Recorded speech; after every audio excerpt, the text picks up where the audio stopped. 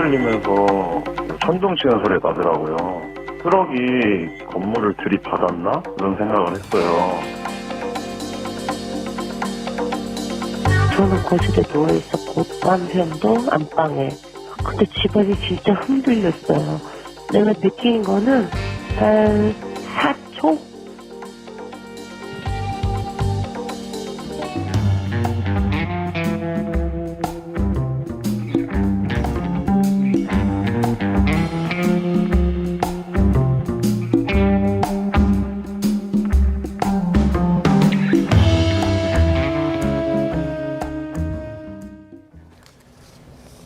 네, 이틀 전 충남 공주에서 규모 3.4 지진이 발생하면서 혹시 우리나라에 더 큰 지진 오는 것 아닐까 걱정하는 분들 많으실 것 같습니다. 어떤 지진이었는지 분석해 보겠습니다. 네, 그리고 어제는 중국발 스모그가 유입되면서 중서부 지방의 초미세먼지 농도가 나쁨 수준까지 치솟았습니다. 올 가을과 겨울 미세먼지 전망까지 알아보겠습니다. 김진도 재난전문 기자와 함께 관련 내용 짚어보겠습니다. 어서 오세요. 어서 오십시오. 예, 이틀 전 저녁이었었죠. 놀라신 분들 많으셨던 것 같아요. 규모 자체는 그렇게 크진 않았습니다. 예. 규모가 보시는 것처럼 3.4. 네. 그러니까 지진으로 인한 전체 에너지의 양이 규모로 표현이 되는데 3.4입니다.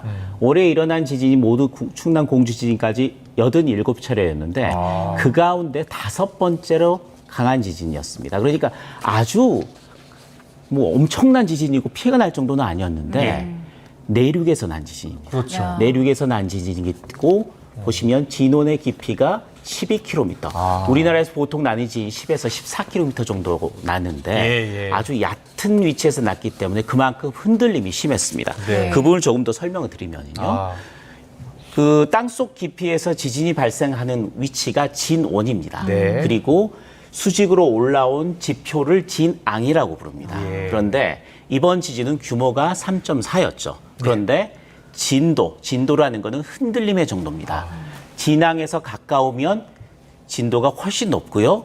진앙에서 멀어지면 멀어질수록 진도는 낮아지는 형태가 됩니다. 그러니까 어제 같은 경우를 보면요. 이 상태, 지난번 공주 지진은 공주시에서는 진도가 5였습니다. 조금만 뒤로 와서 설명해 주실래요? 안 보여요. 진도가 5였고요. 그리고 세종시와 대전이 바로 그 옆에 있지 않습니까? 네. 여기 같은 건 진도가 4였습니다. 그런데 경기도와 서울 이쪽 북쪽으로는 진도가 1이었습니다. 그렇다면 이 정도의 진도라면 어느 정도일까를 좀 보면요. 보시죠. 진도 5가 공주 지역이었습니다. 진도 4가 세종과 대전 쪽이었거든요. 네. 보시면 흔들리는 정도를 느낄 수 있는 데가 진도 4.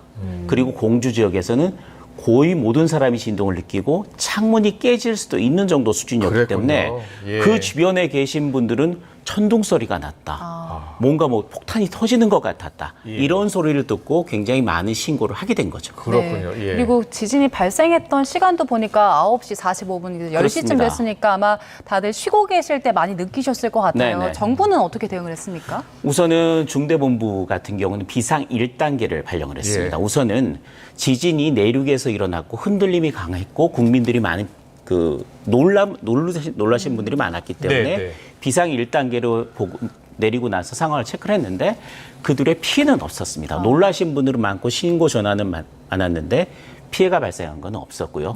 규모 자체가 그렇게 크지 않았다는 점 때문에 그렇습니다. 그렇군요. 그리고 추가 여진도 규모 3.4가 본진이 될 수도 있고 전진이 될 수도 있습니다. 그 위에 더 강한 지진이 나타난다면 3.4는 전진이 되는 거고 그 뒤에 더 강한 지진이 본진이 되는 겁니다. 이게 더 큰 지진이 올 수도 있는 것 때문에 비상 1단계를 발령했는데 다행히 규모 3.4 지진이 본진이었고 그 뒤로는 규모 1, 2 정도의 굉장히 약한 지진만 이어지고 있는 상태입니다. 그렇군요. 올해 이제 튀르키예에서도 대규모 지진, 모로코 그렇죠. 여러 곳에서 지금 지진이 많이 발생하고 있어서 걱정이고요. 특히 우리나라에서 이달리 앞서 87번이요? 올해? 그렇죠. 이렇게 지진이 자주 일어나는 게 평년보다 많이 일어나는 거 아니에요? 우리나라의 지진은 2011년도를 기준으로 해서 전과 후가 확연하게 바뀝니다. 예. 2011년도에 어떤 일이 있었냐면 일본에서 규모 9.0 역사상 가장 강한 지진이 났습니다. 네, 동일본 대지진. 그렇죠. 동일본 대지진이 동일본 났는데 대지진. 예. 그 지진 때문에 일본 지각판이 움직이면서 우리나라 지각에도 직접적인 영향을 줬고요. 예. 그 여파로 지진이 많아지다가 2016년도에 경주 지진 규모 5.8 우리나라 관측사상 그렇죠. 가장 강한 예. 지진이 났고요. 예. 연이어서 2017년도에는 규모 5.4 포항 지진이 났습니다. 예. 그때는 1년에 지진이 200회, 그다음 100회 이렇게 굉장히 많이 났었습니다. 그때 오히려 더 많이 일어났군요. 그렇죠. 그때는 여진이 워낙 심했기 때문에 그렇게 많이 났었고요. 2019년도를 기준으로 해서 80회 정도로 떨어집니다. 그래서 2022년까지는 약 80회 정도가 수준이 유지가 되고 있는데 평균적으로요. 예. 근데 올해는 87회가 벌써 발생했다는 이야기죠. 근데 2달 정도밖에 남지 않았습니까? 네, 그러니까 아주 뭔가 이유를 찾아봐야 될 정도로 급격하게 증가한 건 아니지만 평년과 비슷한 정도 수준이 이어지고 있고 또 이전에 2016년, 2017년에 굉장히 큰 지진이 일어난 뒤로는 약간 안정화 단계에 접어들고 있다. 이렇게 보시면 됩니다. 알겠습니다. 그럼 어느 정도 이제 동일본 대지진의 여파에서는 조금씩 이제 멀어지고 있는 거긴 한데 큰 규모가 일어나는 그 지역들이요. 혹시 따로 있습니까? 우선은 가장 큰 단층대가 존재하는 곳이 그렇게 큰 지진들이 많이 일어납니다. 보실까요? 예. 제가 우리나라의 단층 지도를 좀 가져왔습니다. 실선으로 표시된 부분들이 다 우리나라에 존재하는 활성 단층. 그러니까 한 번 정도는 움직였던 지역이 있는 단층들입니다. 활성 그러니까, 단층을 좀 그렇죠. 쉽게 설명해 주세요. 활성 단층이라는 거는 이 실선으로 표시된 부분들이 다 단층대입니다. 어디에 가장 길고 큰 단층대가 있느냐? 영남 지역입니다. 네. 그래서 경주 포항 쪽에 물론 이 큰 단층대에서 발생하지는 않았지만 경주와 포항에서 연이어서 지진이 났었죠. 네. 전라남도 지역에서도 굉장히 잦은 지진이 규모 2, 3 정도의 지진이 해남 부분에 굉장히 잇따랐습니다. 네. 올해 같은 경우에도 동해안 같은 경우에는 규모 4.5의 올해 가장 큰 지진이 난 해역이 이 동해안 쪽에 속합니다. 네, 네. 내륙도 굉장히 지진대가 많죠. 네. 보시면요. 지금 번호로 다 이게 적어 그렇습니다. 적혀 보시면 있어요. 예. 자 이번에 난 지역이 공주입니다. 네. 네. 이게 공주 단층입니다. 그리고 계룡산 단층이 여기 존재합니다. 겹쳐 있네요. 예, 그리고 수직으로 겹쳐 있죠. 그리고 이 단층은 십자가 단층대라는 작은 단층대입니다. 그러니까 충남 지역에도 이렇게 단층대가 있고 오랫동안 공주 지역에서는 지진이 난 적이 없었거든요. 예, 예. 그런데 계속해서 응력이 축적되면서 어느 정도 지진이 났다는 이야기죠. 자, 남부지방 어느 정도 났단 말이죠. 네. 강원도 지역도 어느 정도 났습니다. 예, 예. 빈 곳은 어디입니까? 수도권도 날 가능성이 있다. 수도권에도 굉장히 큰 단층대인 북한에서부터 우리나라 남쪽까지 연결이 되는 추가령 단층대가 존재합니다. 예. 그렇기 때문에 아직까지 수도권에는 그렇게 큰 지진이 나지는 않았다는 이야기죠. 네, 그런데 네. 다른 지역에서 규모 3 이상 그리고 4, 규모 5.8까지 났다는 이야기는 어느 정도 이제 수도권에서도 지진에 대한 대비가 필요하다. 또 역사적으로 서울을 중심으로 해서 규모 6, 7에 해당하는 예. 지금 기준으로 환산했을 때 규모 6, 7에 해당하는 강한 지진이 나타났다는 역사적 기록이 있기 때문에 절대 안심할 수 있는 상황은 아니다라고 말씀드릴 수 있습니다. 네, 알겠습니다. 화제를 좀 돌려볼까요? 이제 앉아서 그러시죠. 스모그 이야기 좀 해보겠습니다. 저희 스모그 얘기하기 전에 예. 그 어제 우박이 우박 얘기 있거든요. 그렇죠. 우박 그럴까요? 얘기를 좀 해보겠습니다. 네. 어제- 그 경기 북부 쪽 남양주 가평 쪽에서 우박이 내렸다는 제보가 들어왔는데 네. 사이즈가 상당히 크더라고요. 뭐 탁구공만한 우박도 있었다 이런 얘기 나오던데요. 제가 이전에 말씀드린 적이 있었습니다. 계절이 변화할 때 우박 현상이 자주 나타납니다. 그러니까 계절의 변화라는 게 네. 차가웠다가 뜨거워질 때, 뜨거워졌다가 차가워질 때 이 상황에서 굉장히 많이 나거든요. 네. 최근 들어서 비 한 번 내리면 외투 한 벌이라고 할 정도로 북쪽에서 찬 공기가 많이 내려오지 않습니까? 찬 공기가 내려오면서 아직까지 남쪽에 버티고 있는 따뜻한 공기가 만나는 상황에서 예. 폭발적인 비구름들이 발달합니다. 예. 그 상황에서 강한 상승 하강 기류가 반복이 되면 얼음 알갱이가 얼어서 조금 녹으면서 내려왔다가 다시 상승기를 타고 올라가는 현상들이 반복됩니다. 올라갔다 내려갔다 하는 거죠. 예, 예. 올라가면서 커지고요. 내려오면서 조금 작아졌다가 그 정도 크게 우박이 그렇죠. 닫힐 수도 있겠는데요. 그러니까요. 예. 이 정도로 큰 우박이 만들어질 수 있는 현상이 나타났다는 거는 굉장히 상승 하강 유료가 강했다.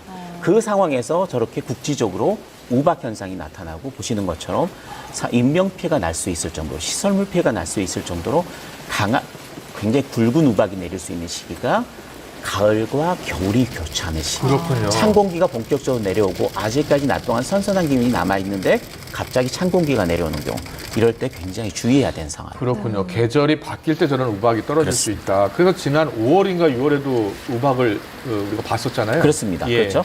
그렇군요. 계절이 바뀔 때마다 봐야 된다. 알겠습니다. 자, 이번에는 스모그 얘기를 좀 해보겠습니다. 네. 어제 첫 스모그가 나타난 거잖아요. 올가을 첫 스모그입니다. 올가을 그러니까 봄철에도 들어서. 있긴 했는데 올가을 첫 스모그가 나타났습니다. 보시면 그래픽을 제가 좀 잠깐 준비를 네. 했거든요. 스캔 컴포터 형태로 좀 보내주시면 보겠습니다. 우리나라 주변의 대기 상태를 보여드리는 겁니다. 노랗네요. 보시면 예. 보시면 우리나라가 어디 있냐면 예. 여기에 예. 있습니다. 예. 중국에서부터 이렇게 노란색, 붉은색으로 표시된 부분이 초미세먼지입니다. 예. 그러니까 PM 2.5라고 부르는 2.5 마이크로미터, 직경이 2.5 마이크로미터 굉장히 작고 네. 인체에 더 해로운 초미세먼지가 중국 내부에서 생기기 시작합니다. 네, 네. 이게 일부가 우리나라에 날아와서 지금 영향을 주고 있는 거고요. 예, 예. 보시면 앞으로도 이런 현상들은 계속될 가능성이 상당히 높아지고 있습니다. 보시면요. 그래요? 예. 중국 내부에 더 강한 구름들이 미세먼지가 생기고 있고요. 예. 그러니까요. 계속 빨가면 이동을 빨갈수록 심한 그렇습니다. 거죠. 더 넓어졌죠. 지금은 더 넓어졌고 약간 그 베이징 쪽으로는 굉장히 더 진한 그 초미세먼지가 생기고 그러네요. 있습니다. 그러니까 이게 어떻게 된 상황이냐면요. 코로나 때는 중국이 거의 봉쇄를 했기 때문에 초미세먼지가 없었습니다. 아, 발생을 안 했습니다. 공장 가동을 중단했기 때문에 중단했죠. 예. 그 상태에서 이제는 코로나가 끝나고 나서 중국도 경제가 조금씩 활성화가 되고 있다는 이야기죠. 그리고 이제 우리나라보다 더 빨리 추워지는 시기가 중국이 다가옵니다. 예, 예. 그러면 난방을 떼겠죠. 네. 그리고 생산활동도 많아지니까 또 스모그가 나오기 시작하겠죠. 그것들이 중국 내부에 강하게 분포할 가능성이 지난해보다 또 그 지난해는 코로나였기 때문에 없었던 때보다는 훨씬 확률이 높아진다는 거죠. 예, 예. 보시는 것처럼 초미세먼지 농도가 상당히 이 내부에서 짙어진다라는 걸 지금 볼 수가 있지 않습니까? 네. 그렇기 때문에 올 가을부터 겨울까지 그리고 내년 봄까지는 초미세먼지의 공습이 굉장히 잦아질 가능성이 높고 또 최근에 코로나 상황을 거쳐오면서 굉장히 짙은 농도의 초미세먼지를 볼 수가 있을 것으로 예상이 된다. 이게 지금 대부분의 대기를 전공하시는 분들의 분석입니다. 그러면 당장 이번 예. 주말에는 어떨까요? 나들이 계획한 분들 많으시죠? 다행히 이번 주말에는 북쪽에서 찬 공기가 내려옵니다. 네. 찬 공기가 내려온다는 얘기는 미세먼지를 밀어낸다는 이야기입니다. 그러니까 공기가 순환이 잘 주돼 있고 바람이 조금 분다고 생각을 하면 예. 초미세먼지 걱정은 좀 없습니다. 그러니까 그렇군요. 이번 주말 휴일에는 아까 캐스터가 이야기했듯이 예. 맑고 선선한 날씨 그리고 초미세먼지 걱정은 없습니다. 네. 중국발 스모그 유입 전망까지 들어봤습니다. 김진두 ITN 기상재난 전문기자와 함께했습니다. 잘 들었습니다. 고맙습니다.